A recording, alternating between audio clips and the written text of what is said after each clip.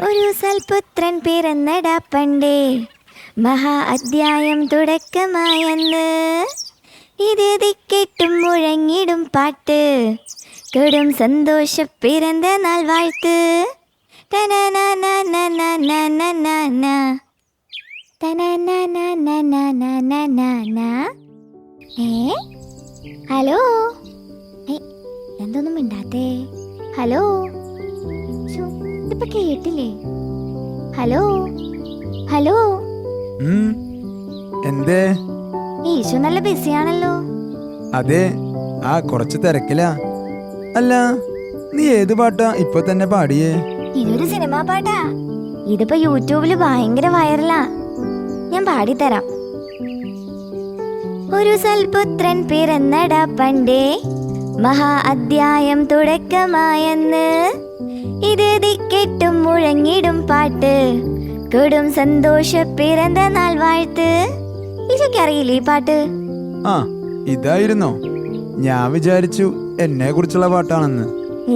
അല്ലെന്നേ. അല്ല, ഇത് എന്തേ ഉണ്ടാക്കിക്കൊണ്ടിരിക്കുന്നേ? ഞാൻ സഹായിക്കണോ? അതൊരു സർപ്രൈസ് ആണ്, കുറച്ച് കഴിഞ്ഞ് പറയാം.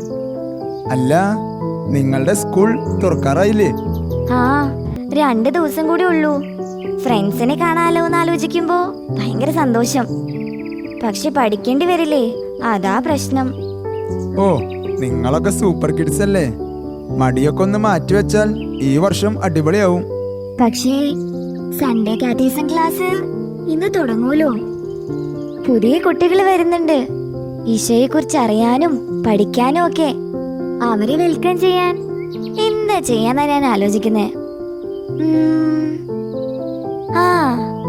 ഞാൻ ആദ്യമായിട്ട് വന്നപ്പോ എനിക്ക് എന്താ കിട്ടിയെന്ന് അറിയോ ഈശോയ്ക്ക്? എനിക്കറിയില്ല, നിനക്കല്ലേ കിട്ടിയത്.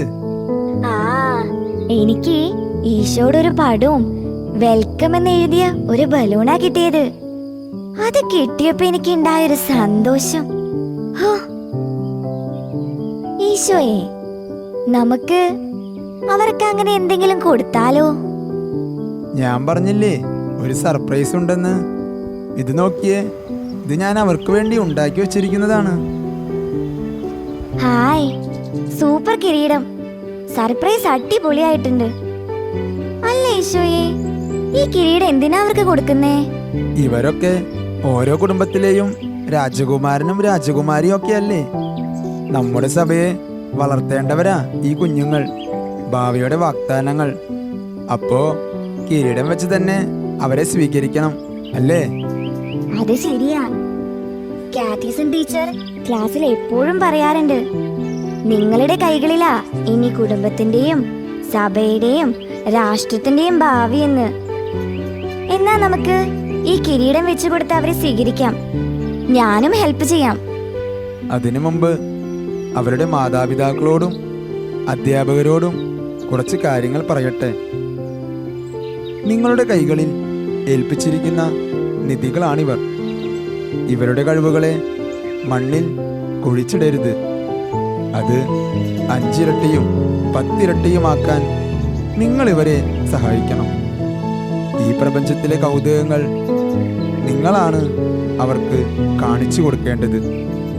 സഭയോട് ചേർന്ന് നിന്ന് ഫലം പുറപ്പെടുവിക്കാൻ അവരെ വെട്ടിയൊരുക്കേണ്ടതും നിങ്ങളാണ്. സർവോപരി സ്നേഹത്തിൻ്റെ ഒരു മാന്ത്രിക വലയം അവർക്ക് ചുറ്റും നിങ്ങൾ തീർക്കണം. ആ വലയത്തിൽ നിന്ന് പുറത്തു പോവാൻ അവർക്കൊരിക്കലും കഴിയില്ല. അപ്പോ നമുക്കിത് അവർക്ക് കൊടുക്കാല്ലേ? റെഡിയല്ലേ? ഞാൻ എപ്പോഴേ റെഡി.